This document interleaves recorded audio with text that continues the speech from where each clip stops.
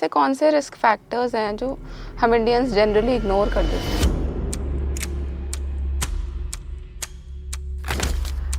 जो लोग इनहेरिट करते हैं ये सीवीडी प्रॉब्लम्स, उनको क्या एक्स्ट्रा प्रिकॉशंस लेने चाहिए? क्या हम सब डर रहे हैं या सच में कुछ हार्ट क्राइसिस बढ़ रहे हैं? ऑनेस्टली आप ही नहीं डर रही हैं, हम भी एज अ डॉक्टर हम भी डर रहे हैं। How much salt is too much? अगर कोई पेशेंट इमरजेंसी में आया है तो उसका ट्रीटमेंट स्टार्ट होगा या पहले आयुष्मान कार्ड अप्रूवल का वेट होता है? क्या आप जानते हैं एनएचओ की रिपोर्ट के हिसाब से 2020 से पहले 9.1 मिलियन लोग हर साल हार्ट डिजीज़ से मरते थे और आज ये नंबर 60 मिलियंस है, out of which 50% people are below the age of 40। इस दिस स्टैट्स या कुछ बदल गया है हमारे दिल के अंदर? हमारी ये सारी इनसिक्योरिटीज़ को आंसर करने आ रहे हैं हमारे साथ एक renowned cardiologist doctor Rashmi Xaviers. Doctor Rashmi Xaviers, welcome to the show. Thank you Sonalika, thank you very much. Ma'am, क्या हम सब डर रहे हैं या सच में कुछ हार्ट क्राइसिस बढ़ रहे हैं? सोनालिका, ऑनेस्टली आप ही नहीं डर रही हैं, हम भी एज अ डॉक्टर हम भी डर रहे हैं, क्योंकि इतना ज़्यादा केसेस का नंबर बढ़ गया है and specially in the youth. अभी रिसेंटली आई हैड एक सरदार जी थे, वो बेचारे पिथौरागढ़ से, उनको वहाँ हार्ट अटैक हो गया था, young 40-year-old, and he was airlifted, brought to Haldwani, then he was brought by road to us, complete heart block with a massive heart attack, and कोई रिस्क फैक्टर्स नहीं। तो आप ही नहीं, हम ही लोग भी हैरान हो रहे हैं कि इतना ज़्यादा this disease has spread and we are worried about the youth population because हम लोग अपना ख्याल नहीं रखते हैं। So we need to look at ways and identify क्या कारण क्या हैं और उनके सोल्यूशंस ढूंढने पड़ेंगे। I wanted to come to this point only. ऐसे कौन से रिस्क फैक्टर्स हैं जो हम इंडियंस जनरली इग्नोर कर देते हैं? तो आजकल का जो मेन जो यूथ है, one most important risk factor is very poor lifestyles. हम लोग अपनी ख्याल नहीं रखते हैं, हमारा एक्सरसाइज शेड्यूल ये सब कोई रेगुलर रूटीन हम करते नहीं हैं। हमारा मेन एम है कि जैसे हम 20 साल के हो जाएं, जैसे कॉलेज में आ जाएं, उसके बाद जितनी जल्दी हो सके पैसा बनाएं। अपने लिए टाइम तो है नहीं। No exercise, eating fast food, poor BMIs, जो हमारे इंडियन सेटअप्स में अगर आप देखोगे, this is called Indian obesity. जो हमारी ओबेसिटी पैटर्न है इंडिया में, इट्स बेसिकली ट्रंकल ओबेसिटी, मतलब सेंट्रल ओबेसिटी, और पैर पतले होते हैं। एक्चुअली अगर आप इनके BMIs कैलकुलेट करोगे तो they are low BMIs, but the fat is all in the centre. And हमारा ईटिंग पैटर्न, हम लोग रिफाइंड फूड प्रोडक्ट्स में ज़्यादा जा रहे हैं। जो भी रेडीमेड इमीडिएट ऑर्डर, जोमेटो, सब लोग शाम को तो मन करता है कि कुछ काम ना करो, बस पहले माँ बाप तो सिंपल दाल रोटी सब्जी, हम उसी में खुश रहते थे। बट अब आजकल हम भी अपने बिजी रूटीन्स में जो ईजीएस्ट वे आउट हम वो देखते हैं, and the easiest way out is to order out. And refined food, क्या ऑयल्स यूज़ हो रहे हैं, हमें उस पर कोई रोकथाम नहीं है। एंड ऑफ कोर्स अपने लिए कोई टाइम नहीं, कोई एक्सरसाइज का शेड्यूल नहीं, sleeping patterns are disrupted, stress levels कितने हाई हैं। आप हमेशा अपने को कंपेयर करते रहोगे अपने पेयर्स से कि हाँ वो इतना कमा रहा है, मैं क्यों नहीं हो रहा है। ये स्ट्रेस लेवल्स बहुत ज़्यादा हैं, job insecurities. So all these make जब स्ट्रेस होता है तो आपका ब्लड प्रेशर्स बढ़ते हैं, uncontrolled blood pressures. Very often हमारे इंडियन पॉपुलेशन में ये भी है कि वो लोग अपने को जांच भी नहीं कराते हैं, तो उनको पता ही नहीं है। तो जब आते हैं तो या तो हेमरेज हो चुका होता है या हार्ट अटैक्स होते हैं, तब उनको पहली बार पता चलता है कि या तो वो डायबिटिक न्यूली डिटेक्टेड है, या उनका कोलेस्ट्रॉल बढ़ा हुआ है, या उनके शुगर्स बढ़े हुए हैं। तो ये भी बहुत इंपॉर्टेंट फैक्टर्स हैं कि हम अपने टाइम टू टाइम अपना जानकारी अपने जो भी मिनिमम वार्निंग सिग्नल्स मिले। मानो आपके जेनेटिक फैक्टर्स हैं, कोई होता है जेनेटिकली यू आर प्रीडिस्पोज्ड, फैमिलीज़ में रन करता है, मदर फादर को हार्ट अटैक्स हो चुके हैं एट यंग एज, उनके भी ग्रैंड पेरेंट्स को भी young age, sudden cardiac deaths, ऐसे फैमिलीज़ में ज़रूर इवैल्यूएट करो। Is cardiac problem genetically inherited? तो there are certain factors which are definitely genetically inherited. One is of course cardiac factors are. अगर आपकी फैमिली में predisposed है कि आपके young age group in females is considered less than 55 and males में less than 60. अगर ऐसा कोई आपकी फैमिली में किसी को भी मदर या फादर किसी को भी है तो definitely look after your children. And now पहले तो होता था कि 40 साल के बाद आप अपने को ध्यान रखना शुरू करो, but now because Indian subsets में हम देख रहे हैं कि ये सारी बीमारियां 10 डेकेड्स अर्लियर आ रही हैं. तो हम लोगों को at least from the age of 20 years हमें अपना ध्यान रखना चाहिए. 20 ईयर्स से हमारा एक्सरसाइज शेड्यूल, हमारा डाइटरी पैटर्न्स, हमारे स्ट्रेस लेवल्स, हमारे इवैल्यूएशंस, एटलीस्ट हम अपना शुगर, ब्लड प्रेशर, ये सिंपल इवैल्यूएशंस है, घर में भी बैठे बैठे हो जाता है. कोलेस्ट्रॉल लेवल्स, हम अपना क्या ऑयल्स इस्तेमाल कर रहे हैं घर में.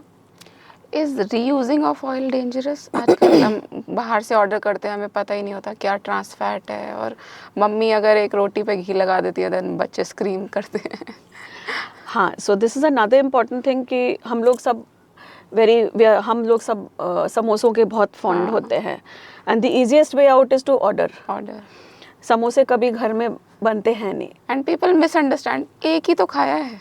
और वो जो तेल होता है उसमें कभी भी चेंज नहीं होता है. वो तेल, उसमें बस एक्स्ट्रा तेल और डाल दिया जाता है. सो जो ये रीहीट ऑयल होते हैं, स्पेशली रिफाइंड ऑयल्स, उसमें क्विकली ये ट्रांस फैट्स बनते हैं and that is very harmful. उसमें एथेरोजेनिक लिपिड्स होते हैं, मतलब जो जाकर के नसों को ब्लॉक करते हैं. जो मेन नसें अफेक्टेड होती हैं, जो ब्रेन की नसें, पैरों की नसें एंड हार्ट की नसें.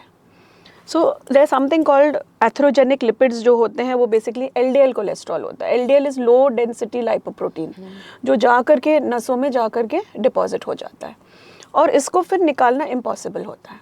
Not reversible, it is irreversible. जो हमारी मेडिसिन होती हैं वो बेसिकली इनको प्लास्टर कर देती हैं ताकि ये रप्चर ना करे. जब हार्ट अटैक होता है basically it is because of sudden expansion of the artery, rupture of plaque and then clot formation and it occludes the artery. So it is not this, I mean of course ये जो cholesterol जो अंदर deposit होता है it is not pure only cholesterol, it is a mixture of cholesterol and calcium. So आप सोचो कि पत्थर को तोड़ना इम्पॉसिबल होता है in the with medicines, it is practically impossible. तो ये जो है gradually over time because of poor dietary habits, poor life styles, ये ग्रेजुअली बिल्डअप होता है. So, which food you will recommend that should be included in our diet, and which food should be completely excluded for a good heart health? So, see, the thing is that हम लोग when we look at refined flours, we should avoid things like pastries, patties, ये जो मैदा है, bakery products, ये जो है if you can modify them. आजकल whole wheat bread भी मिल रही है, so try and use whole wheat things. Multigrain आटे की रोटी इस्तेमाल करो. बेसन की चीज़ें यूज़ कर सकते हैं, बेसन के चीले बना सकते हैं. You can have steamed things like idlis और you know healthy even dhokla. All these things are healthy alternatives to parathas and puris and all जो हम खाते थे.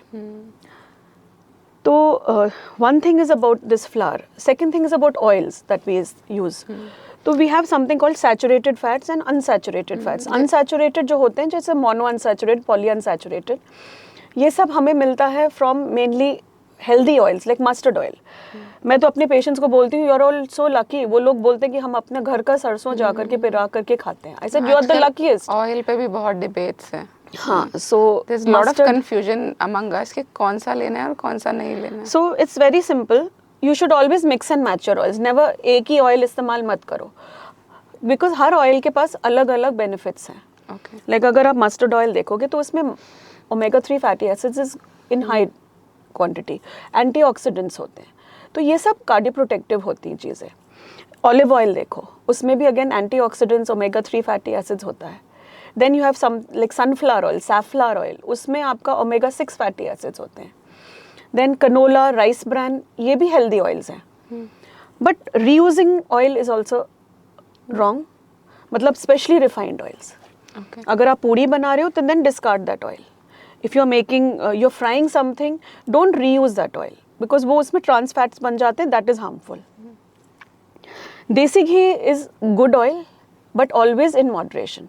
हम लोग जो है, I mean if you go restaurants में जाओगे तो देन जो अट्रैक्शन होता है वो पराठे लाएंगे, उसके ऊपर एक बड़ा सा घी का पोर कर रखा होता है। हाँ, तो those kind of things you should just try and use, just brush your parathas with oil. ये नहीं कि अलग से घी तैर रहा है आपके खाने में, दोज थिंग्स आर हार्मफुल। अभी तड़का तो भी देते हैं, एक ऑप्शन स्प्रे के भी आ गए हैं। Exactly, sprays, brushes, brushes. ठीक है। तो नॉन स्टिक पैन्स, बहुत सारी चीज़ें आ गई हैं। We can definitely convert our habits to healthier habits. True. Does how much salt is too much, and do we miss some hidden sources of sodium in some packaged food? हाँ, so that is something another very important thing जो हम see, salt is what we say is that use the normal amount of salt जो आपके घर में use हो रहा है। एक्स्ट्रा सॉल्ट जो हम एक्स्ट्रा डालते हैं, जैसे table salt, we say avoid and remove table salt.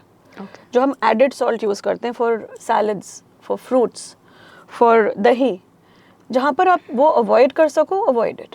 Have the natural flavours, every fruit has its own natural flavour. और सॉल्ट जो है, if you can use sendha namak, if your sugars sorry your आपका blood pressures are poorly controlled, then we से minimise oil salt intake. पर वो basically आप normal amount of salt use करो, that is 4 grams is required per day per person, यानी कि एक छोटा चम्मच इन योर एंटायर मील, पूरा दिन में। सो उसके ऊपर से जो एडेड सॉल्ट्स हैं वो अवॉइड करना है। एंड सॉल्ट, हिडन सॉल्ट जैसे आप बता रहे हैं, जैसे आप मैगी खा रहे हैं, मैगी में भी हिडन सॉल्ट्स हैं, because that is monosodium glutamate, जो अजीनोमोटो हम नॉर्मली चाइनीज़ फूड में डालते हैं, दैट इज़ सोडियम। वो हम नहीं काउंट कर रहे हैं। हम अपने बेकरी प्रोडक्ट्स में जो सोडा होता है, baking soda, that is again sodium intake. तो दीज आर ऑल हार्मफुल, जो हमें पता ही नहीं है। हमें तो लगता है कि नहीं, बेकरी प्रोडक्ट तो मीठा है, उसमें नहीं है, but again sodium intake is going on. तो these are few things that you can avoid. Added salt is what is wrong, that's all. जो ये शुगर के सब्स्टिट्यूट्स आए हैं, आर्टिफिशियल स्वीटनर्स और स्टीविया, आर दे बेनिफिशियल या फिर एक मार्केट स्टंट्स हैं? No, the thing is that when you look at sugar again, अगर आप शुगर और गुड़ को कंपेयर करेंगे तो sugar is definitely much more harmful as compared to गुड़. Okay. Gur is basically an unrefined form of sugar only, but it has a lot of bran, it has a lot of ये जो fibre content है उसमें better होता है. It's less sweet also. तो गुड़ is better than sugar and stevia is better than गुड़. Okay. But अगर आप बाकी जो ये जो शुगर फ्री आइटम्स देखेंगे, you should be little careful कि क्या इस्तेमाल करें. स्टीविया एक नेचुरल सोर्स है शुगर फ्री का, एंड ये एक प्लांट है जो आपको सब जगह मिल जाएगा, in nurseries and all. It is easily brought. Only thing is to maintain it. It is very difficult to grow at homes because वो उसमें चींटियाँ लग जाती है. बट अगर आप घर में रखोगे, जैसे तुलसी का पौधा रखते हो आप, एक आप उसका एक पत्ता लेकर के अपने चाय में डालिए, आपका चाय पूरा मीठा हो जाएगा. But it does not contribute to sugar in the body. Carbohydrate वो एब्जॉर्ब नहीं होता है बॉडी, माउथ में ही फील होता है, अंदर शुगर का वर्क नहीं करता. Plant based sugar. Exactly. Omega 3, garlic और ये सब कंज्यूम करने से हार्ट हेल्थ पे कुछ फ़र्क पड़ता है, और इनके बेस्ट सोर्सेज क्या हैं? आजकल सप्लीमेंट सोर्सेज भी आने लग गए हैं. So omega 3 again it is not absolutely mandatory कि सबको लेना पड़ता है. ठीक है, these are expensive and it is also like अगर आप हमारे we follow American guidelines for management of cholesterol, तो अगर गाइडलाइंस में भी ये ड्रग नहीं आया है. It doesn't say कि it causes benefit or harm. It's up to you. You want to take it or you don't want to take it. But as a doctor, we should not be over emphasizing that तुम्हें लेना है. But you can definitely take it from natural product. जैसे आपका flaxseed है, flaxseed oils हैं, आपका fish है. These are natural sources of it. तो even walnuts, जो अखरोट, तो ये सब अच्छे नेचुरल सोर्सेज ऑफ ओमेगा 3 हैं. एंड ऑफ कोर्स ऑयल्स, जैसे मैंने बताया आपको, mustard oil is a good source, olive oil is a good source, canola, rice bran, ये सब rich in omega 3 fatty acids हैं. But if I mean taking it is no harm. I mean it is just an additional benefit only. Even कोई लोग बोलते हैं कि लहसुन का जो पॉड है अर्ली मॉर्निंग खाली पेट पे ले लो, that helps in cutting down. So definitely there is no harm taking it. And probably in the long run it will benefit. क्या क्या सिम्टम्स हैं जो हमारी बॉडी हमें देती है कि हमारा हार्ट एक अलार्मिंग स्टेट में है? The thing is that जो हम डायबिटिक पॉपुलेशन देखेंगे, ये लोग हमारे पास बहुत लेट आते हैं इलाज के लिए. इनका अलार्मिंग सिम्टम्स इवन गैस्ट्राइटिस होता है, इनको यहाँ हार्ट बर्न कहते हैं हम, अपने सीने में जलन होना. पर ये लोग अक्सर क्या करते हैं कि घर में बैठे एंटी एसिड्स लेते रहते हैं. 2-3 दिन बाद जब घबराहट और सांस फूलती है तब वो हॉस्पिटल आते हैं, तब तक बहुत लेट हो जाता है. तो इवन एपिगैस्ट्रिक पेन यानी कि पेट में जलन होना, ऊपर तक आना, घबराहट होना, पसीना आना, सांस फूलना, बेहोशी, एनी एपिसोड की आप एक बार भी बेहोश हुए, आप उसको डेफिनेटली एवेल्युएट करिए. अनदेखा मत करिए. हो सकता है कुछ ना निकले, बट अगर कुछ निकलता है टाइमली इलाज लेना बहुत आवश्यक है. हमारे हार्ट हेल्थ में रिमेंबर टाइम इज मसल. अगर आप डॉक्टर के पास विद इन 6 आवर्स पहुंच जाओ इलाज के लिए after a heart attack, your chance of recovery is very high. But अगर आप लेट आओगे तो हम कितना भी अच्छा इलाज कर दें, आपका कोई फ़ायदा नहीं होगा. ये ऐसा हम तो अपने पेशेंट्स को ये बताते हैं कि आप बेसिकली अगर आप सूखे पौधे में पानी देते रहोगे तो कोई फ़ायदा है, उसकी जड़ें तो ख़त्म हो चुकी है. वैसे ही हमारे साथ भी है, अगर हम नस को खोल दें पर उसका ऑलरेडी सप्लाई ख़त्म हो चुका है, मसल डेड हो चुका है, तो उसको खोलने से भी कोई फ़ायदा नहीं मिलेगा. तो टाइमली डायग्नोसिस, टाइमली इलाज की है फॉर कंप्लीट रिकवरी. ऐसे कौन कौन से टेस्ट हैं जो हमें कराते रहना चाहिए? और जो कार्डियक पेशेंट हो चुका है, एनी प्रॉब्लम विद CVD, वो कौन से टेस्ट मैंडेटरी कराया करे, किस फ्रीक्वेंसी में? और जो एक हेल्दी इंसान है वो कौन से टेस्ट इंक्लूड करें? ये भी बहुत इम्पॉर्टेंट क्वेश्चन है, बिकॉज अगर आप आजकल देखेंगे तो हमारे पास सिडकुल एरिया से जो यहाँ पर मेन फैक्ट्रीज़ का एरिया है, वहाँ से बहुत सारे लोग आते हैं. They are sent for pre employment screening checkups, because वो अपने सारे एम्प्लॉयज़ को देखना चाहते हैं कि they are fit to join duties. तो अगर आप देखेंगे, एंड प्लस ईयरली फॉलोअप्स उनके हर साल होते हैं. Any person above 40 years should have once in 3 years evaluation of routine, जैसे आपका कंप्लीट ब्लड काउंट, आपका किडनी फंक्शंस, अपना लिवर फंक्शंस, अपना lipid profile, thyroid, HbA1c which is a marker of sugars. Of course you should get an ECG, echo and a treadmill at baseline. And इसके बाद at least at a frequency of every 3 years till you are 50 years. What I tell my patients is every 3 years till you are 50, every 2 years till you are 60 and yearly after that.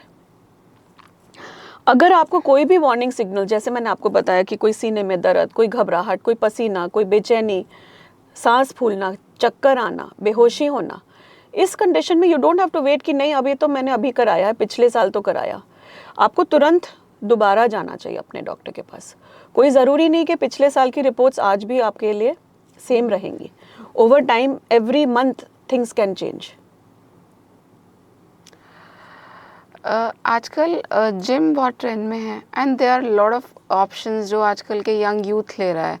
This pre workout, protein powder, after workout, creatinine, क्या ये सब contribute करता है heart problems को? और हम बहुत commonly सुनते हैं कि जिम से निकले and he fell down. So the thing is, ये तो बहुत शॉकिंग चीज़ें होती हैं जो हम सडनली न्यूज़ में देखते हैं कि youth has gone to the gym and वहीं कोलैप्स करके उनको CPR मिला but he could not reach the hospital. अब इसके मेन कारण ये है, one is that the body has not been condition properly before the exercise.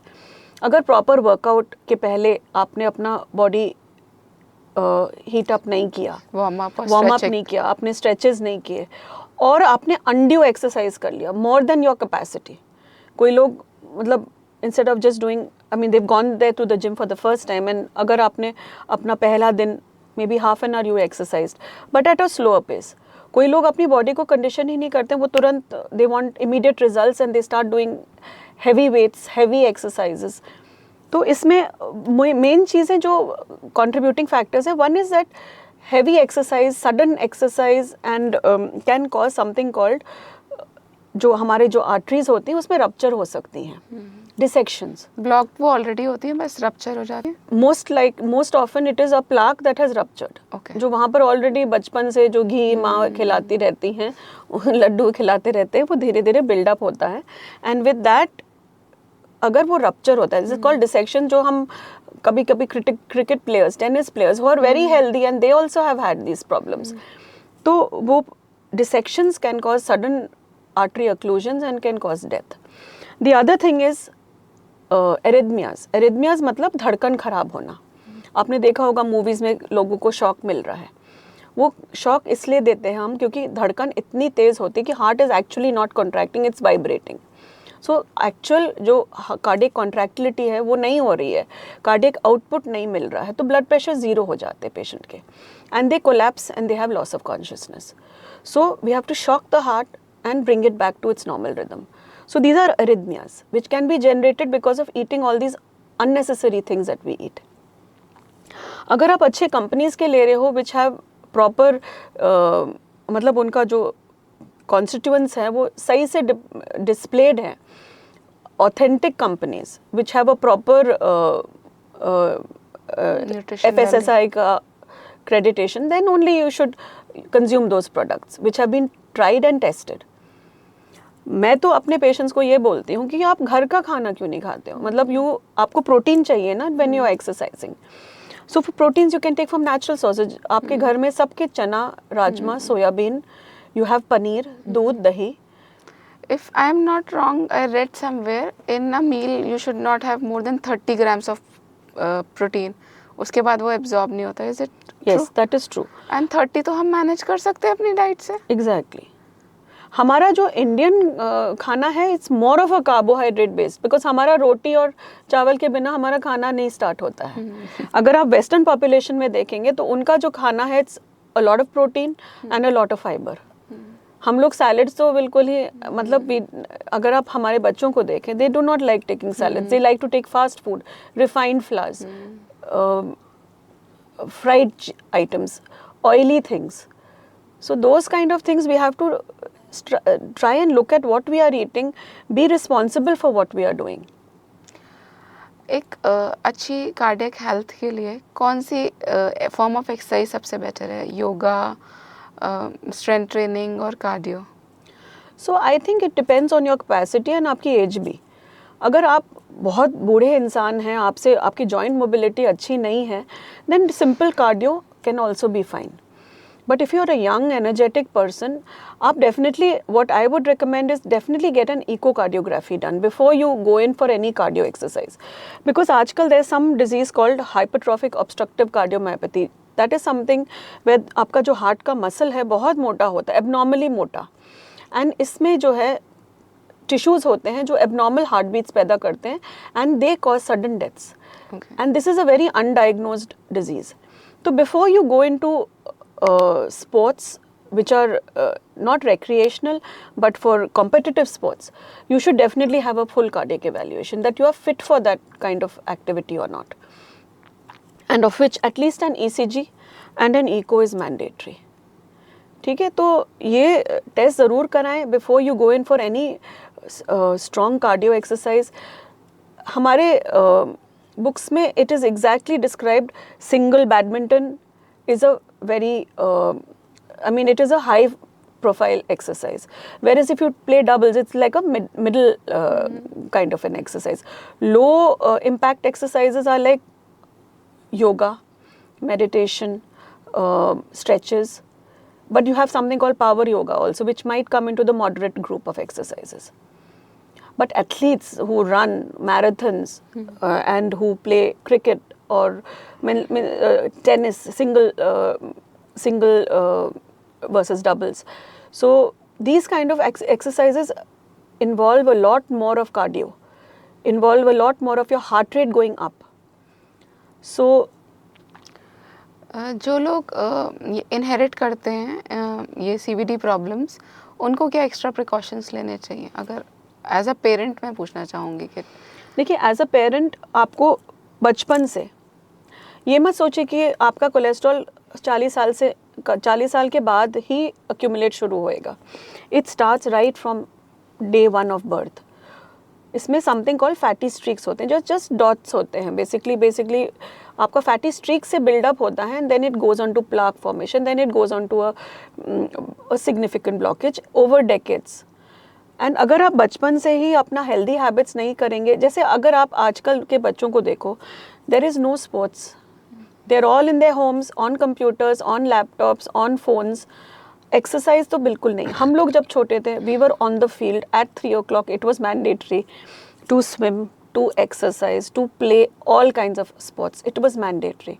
आजकल के बच्चे कहाँ खेलते हैं? तो try and involve your child. आजकल कितने सारे बैडमिंटन के even swimming pools have been opened up. They should be encouraged to go to activities like this. So ensure that your child goes for some kind of physical activity. Diet is very important. अपना खान पीन जो आप घर में दे रहे हैं बच्चे को, of course you do not completely stop them from eating out, but when you go out also eat healthy. घर का जो खाना है, ensure that it is a healthy meal given to the child at each meal. During heart attack patient या patient के guardians कैसे manage करें ताकि प्रॉपर मेडिकल अटेंशन मिलने तक पेशेंट सर्वाइव कर सके, वो हॉस्पिटल पहुंच सके? हाँ, ये भी बहुत इंपॉर्टेंट क्वेश्चन है, बिकॉज मेरे बहुत सारे पेशेंट्स होते हैं, दे travel, they go for holidays, तो पूछते हैं कि हम क्या सेफ्टी किट ले जाएं जिससे हमें हॉस्पिटल पहुंचने तक सुविधा मिल जाए कि घर बेस्ड इलाज. तो वन थिंग इज़, आप अपने पास डिस्प्रिन ज़रूर रखिए. अगर कोई भी चेस्ट पेन हुआ, आपको क्रशिंग पेन हो रहा है, घबराहट हो रही है, पसीना आ रहा है, इमीडिएटली एक डिस्प्रिन खोल करके इनके मुंह में उनको बोलो चबा के खा लें. सेकेंड थिंग इज़, अगर आपके पास बीपी मशीन है तो बीपी डेफिनेटली चेक करके इनको एक सॉर्बिट्रेट मुंह के नीचे, जीभ के नीचे रख सकते हैं. आफ्टर डिस्प्रिन इमीडिएटली एक सॉर्बिट्रेट, अगर बीपी इज़ ओके मतलब एटलीस्ट 120 से ऊपर रहना चाहिए. If the BP is low, don't give Sorbitrate क्योंकि वो और भी BP को डाउन करेगा. In that situation, just give a Disprin and rush to the closest hospital. कोई ज़रूरी नहीं है कुछ निकले, but at least आप हॉस्पिटल पहुंच करके अपना ECG, एक इकोकार्डियोग्राफी, एक कार्डियक मार्कर्स बेसिकली होते हैं, ट्रोपोनिन्स होते हैं जो बेसिकली ब्लड में रिलीज होते हैं जैसी भी कोई भी मायोकार्डियल इंजरी होती है. बट ऑल्सो रिमेंबर कि ये ट्रोपोनिन्स इमीडिएटली पॉजिटिव नहीं आते, ये they take at least 3 hours before ये पॉजिटिव आते हैं. तो अक्सर हमारे पेशेंट्स पहला टेस्ट देख करके हाँ खुश कि सब नॉर्मल है. And ECG always is not diagnostic. 50% हमारे केसेस ECG में भी मिस होते हैं. तो you have something called a normal ECG and still you have a patient with a heart attack. उस कंडीशन में आपको अपने कार्डिक जो मार्कर्स जो मैं बता रही हूँ वो 6 hours के बाद रिपीट करके ऑलवेज कंफर्म कि ये नेगेटिव है, तब जाकर के you can be sure that he is not suffering from a heart attack. Okay, so Sorbitrate and Disprin works as a first aid for anybody. Yes, you should definitely keep these 2 drugs at home. अगर मानो बेहोश हुआ patient घर में, अक्सर ऐसे भी होता है कि घर में बेहोश हुआ, so all of us should know how to do basic CPR, cardiopulmonary resuscitation. And इसका सही टेक्निक क्या है? तो इसका सही टेक्निक आप एक्चुअली यूट्यूब में भी देख सकते हैं, because it is very simple and it is a life saving thing. आप लोगों ने बहुत देखा होगा कि प्लेन्स में या even in airports, many places जहाँ पर suddenly somebody has collapsed and there's a doctor who comes and immediately gives CPR and the person comes back to life. So basically you have to push the chest. You have to push the chest hard in the center, lower part of the chest, center में, not on the right, not on the left, right in the lower part of the chest. Rapidly, they say 100 compressions in 1 minute. Okay. And the depth should be at least 2 inches. Because you need to have you have to compress the heart and you have to give time for recoil. आप बस ऐसे ऐसे मत करना है. You have to give time for recoil and you have to give effective contractions. तो you have to keep asking for help because एक person नहीं कर सकता है continuously. एक person आप 30 compressions दो and then take a break. Ideally you are supposed to give 2 mouth breaths. 30 compressions, you repeat the cycle for 5 times. A single person, then the second person can take over. नहीं तो person exhaust हो जाएगा और अगर exhaust होएगा तो फिर उसके compressions effective नहीं होंगे. So this is something that everybody should know. Nowadays आजकल तो वो हर जगह पे ये advocate कर रहे हैं. हमारे hospital में हम even sweepers को भी सिखाते हैं. एंड इवन इन अगर आप सिडकुल एरिया में जाओगे तो we are trying to educate people out there, all the employees, कि आपके घर में भी अगर कोई कोलैप्स कर गया एटलीस्ट CPR दे दो एंड हॉस्पिटल पहुंचाओ उसको किसी तरह. Does traditional method like cold shower or sitting in any particular position, does it makes any difference? Actually, doing all this is a waste of time. It is best to reach to your closest medical facility और अपना इलाज कराइए. नहाने के लिए अगर आप पानी वानी टाइम वेस्ट कर रहे हैं तो ये this is not worth it. There's been a lot of talk about CT coronary angiography on social media. Please enlighten. So CT coronary angiography is a very good screening tool. ये जो है एक basically non invasive angiography होती है. आजकल लोग डरते हैं कि एंजियोग्राफी करेंगे तो उसी टाइम स्टेंट डल जाएगा, तो हम अपने पेशेंट्स को ये एजुकेट करते हैं कम से कम आप CT करा लो.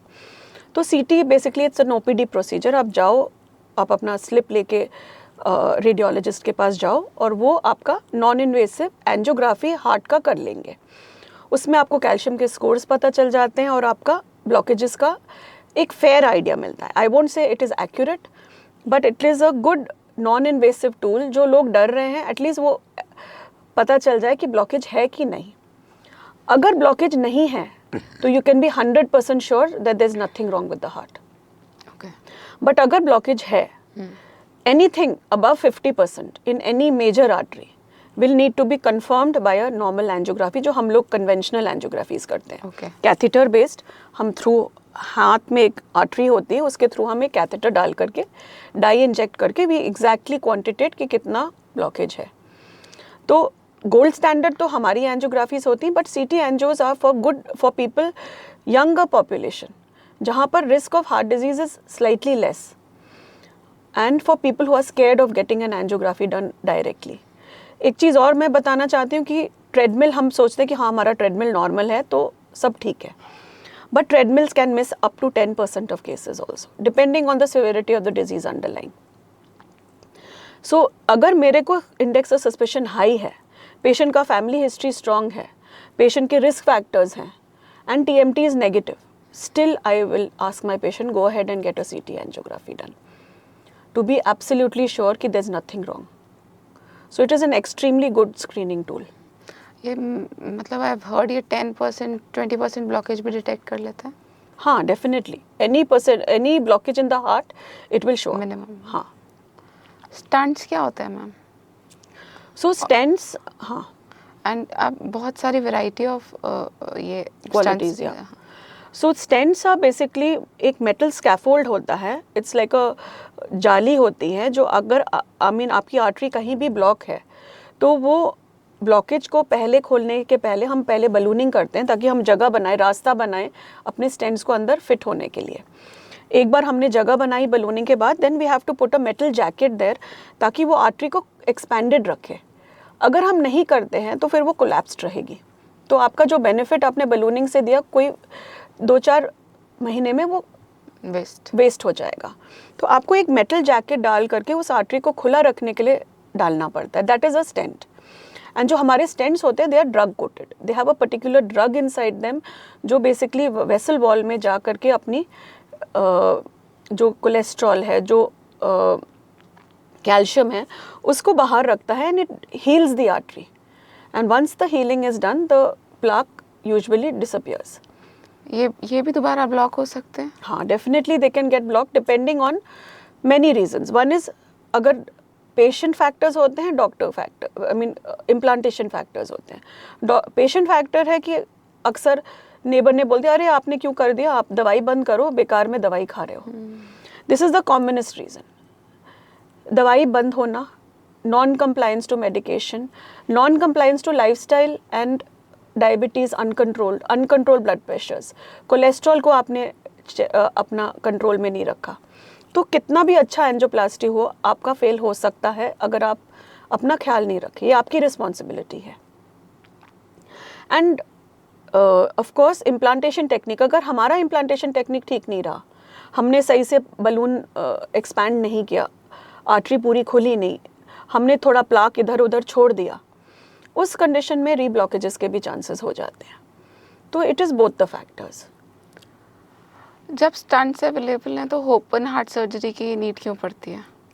सो ओपन हार्ट सर्जरी तो उन कंडीशंस में होती है जहाँ पर stents are not possible, multiple blockages हों, क्रिटिकल लीजन, जैसे हमारी आर्टरी होती है, लेफ्ट मेन होती है जो डिवाइड होती है इनटू 2 बिगर ब्रांचेस. सो जो मेन आर्टरी में अगर ब्लॉकेजेस होते हैं, of course bypass is a preferred option. अगर मल्टीपल ब्लॉकेजेस होते हैं, again bypass is a preferred option. अगर पेशेंट डायबिटिक है, हार्ट फंक्शन वीक है, मल्टीपल ब्लॉकेजेस हैं, again bypass is a better option.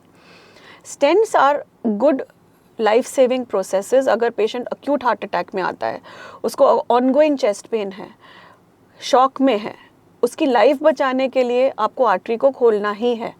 You can not waste And time plan. कि उसको भेजें यहाँ से दिल्ली, यानी कि 5 hours, he might not even make it.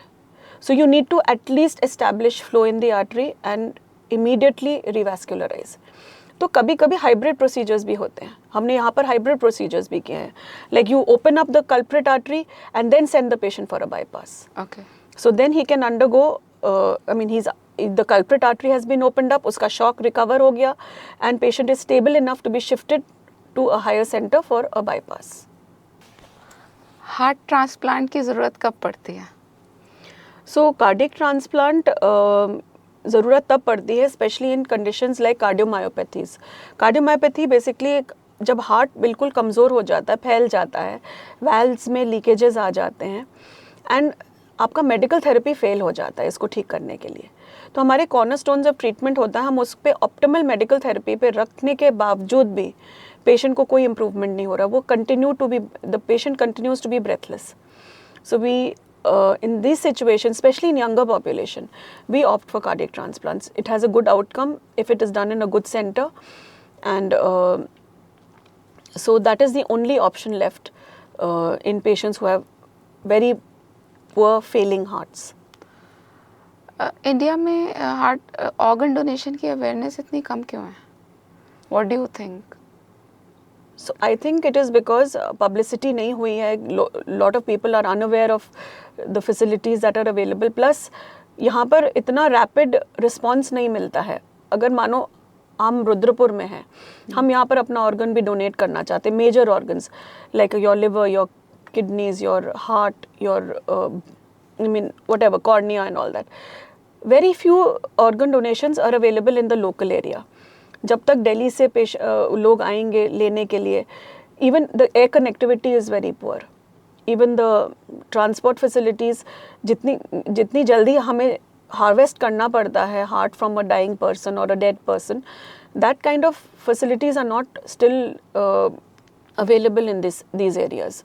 And of course awareness also, we need to spread this word around कि आपके family में किसी की भी डेथ के बाद आप अपनी बॉडी से कितने लोगों को जान लाइफ दे सकते हैं. We need to spread awareness about this. Heart transplant के बाद पर्सन के बिहेवियर और पर्सनालिटी में भी चेंजेस आ जाते हैं जैसे मूवीज़ में दिखाते हैं? No, that is all a myth. एक स्मार्ट वॉच हेल्थ ट्रैकर है या फिर एक मार्केटिंग का तरीका है कि वो हम इवैल्यूएशन करता है बीपी और sleep cycle? Is it See, it is a good thing कि like मतलब it is an additional tool. जो few things which it can help you is आपका जो कितने आपने एक्सरसाइज स्टेप्स करे, स्टेप काउंट. ठीक है. वो मैं तो अपने पेशेंट्स को बोलती हूँ कि आप अपना स्टेप काउंट एटलीस्ट वो देख लीजिए, आपने एक्सरसाइज अपना पूरा दिन का कर लिया कि नहीं. And of course it helps you to track कि आपने आज कम किया, कल ज़्यादा किया. So it keeps you motivated also. Regarding blood pressure, I can't understand how it will check blood pressures. I don't see the logic about it. Regarding ECG, जो कभी कभी जो Apple watches हैं उसमें भी वो बोलते हैं ECG आता है. But the ECG that उसमें आता है, you cannot make a 100% diagnosis कि हाँ इसको हार्ट अटैक है कि नहीं है. But of course in patients जिनको arrhythmias होते हैं, जिसमें धड़कन तेज होती है, स्लो होती है, उसको वो डेफिनेटली वो स्ट्रिप देख करके आप आइडेंटिफाई तो कर सकोगे बेसिक. बट वेन एवर आप ECG इंटरप्रेट करते हो, you need multiple ECG leads. एक लीड पे आप अपना डायग्नोसिस नहीं बना सकते. इससे better there is something called a Kardia. There is a device called Kardia. It's like a pocket ECG. Okay. So it's like a little pen drive, and you have to attach it to your skin, bare skin. Anywhere. And there's a method of how to do it, and you will get a 6-lead ECG. And वो आपके by Bluetooth it will get converted to your, I mean, get transferred information to your phone, and वो आप अपने health personnel को forward कर सकते हो. तो I have advised lot of my patients to have that. Specially people जो बोलते हैं घर में मुझे धड़कन तेज हो जाती है, घबराहट होती है, पसीना आता है, या मेरे अरिदमिया वाले पेशेंट्स, तो मैं उनको बोलती हूँ तुरंत उस टाइम अपना ECG करके मुझे भेजो. So we can at least make a diagnosis कि हाँ आपकी धड़कन खराब है, तुरंत हॉस्पिटल पहुँचो. हाँ, so more than just having a single lead ECG, multiple lead ECG, वो डॉक्टर्स के लिए बेनिफिशियल होता है. हाई ब्लड प्रेशर तो एक प्रॉब्लम होती है, क्या लो ब्लड प्रेशर भी एक प्रॉब्लम होती है? तो लो ब्लड प्रेशर, अगर आप मेरे पास बहुत पेशेंट्स आते हैं लो ब्लड प्रेशर के साथ. See one of the most common things you need to rule out is कोई कार्डियक कंडीशन जैसे वैल्वुलर हार्ट डिजीजेस या कार्डियोमायोपैथी ना हो. इसको कार्डियोमायोपैथी मतलब हार्ट फैला हुआ है, कमज़ोर है, पंप नहीं कर रहा है, तो ऑब्वियसली उतना प्रेशर जनरेट नहीं हो रहा है, उसमें BP डाउन हो सकता है. But if you look at athletes who are exercising all the time, who are running, उनका पल्स भी स्लो होएगा, उनका BP भी on the lower side, but that is a healthy blood pressure, a healthy pulse. So definitely low BP if it is symptomatic मतलब चक्कर आ रहे हैं, खड़े होने पे ऐसा लग रहा है कि अंधेरी आ रही है आँखों के सामने, that is abnormal. So that needs to be evaluated. अगर कोई सिम्टम्स नहीं है then there is nothing to worry. Do you think our country is ready to handle the rising cases of CVD? I think definitely we are ready to handle the rising cases of CVD. It is just that लोग आना नहीं चाहते हैं timely अपने इलाज के लिए. जब वो बिल्कुल ही बुरे हाल में हो जाते हैं तब वो आते हैं.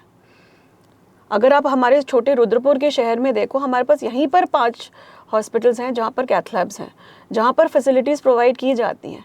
पर हमारे पास भी पेशेंट्स तो तब आते हैं जब वो 2-3 दिन ऑलरेडी लेट हो चुके होते हैं, and then they expect miracles. तो वो हो नहीं सकता, it's not possible. Can we do anything on public and community level to help this out? I think हमें अवेयरनेस स्प्रेड डेफिनेटली करनी है कि I mean about the science, the symptoms. जैसे आप आज पॉडकास्ट कर रहे हैं, तो I am sure through this media we will be spreading awareness से hopefully lifestyles will change, early changes in their routine practices, oil इस्तेमाल, अपने टेस्ट टाइमली करना, अपने सिम्टम्स रिकग्नाइज करना, अपना इवैल्यूएशंस टाइमली कराना, ये सब बहुत ज़रूरी बातें हैं. तो media is a very good tool कि हम अवेयरनेस स्प्रेड करें. Is there any government scheme for patients जिससे वो अपना ट्रीटमेंट करा सकें? हाँ, तो government has come up with very good schemes. You must be aware of Ayushman Bharat, golden card facilities जो सेंट्रल गवर्नमेंट देती हैं, and then you have the state government the Ayushman card facility for people who are below the poverty line, and in that you can have an angioplasty done totally free of cost. So you just need to have that card, and then you can come to the nearest center and आप अपना इलाज करा सकते हैं, which is recognized by Ayushman. अगर कोई patient emergency में आया है तो उसका ट्रीटमेंट स्टार्ट होगा या पहले आयुष्मान कार्ड अप्रूवल का वेट होता है? What is the procedure? See, ideally you have to be sure that you're going to, the hospital has to look at the, that they are able to sustain the cost of the procedure. So we have to be sure that the Ayushman card is actually working, and the person who is benefiting from that Ayushman card is enrolled into that system. Does it take a lot of time? No, to it does get not there? take time. It is just a minute. Yeah, it is just a minute. Okay. Ma'am, thank you so much for educating our viewers for healthy heart habits.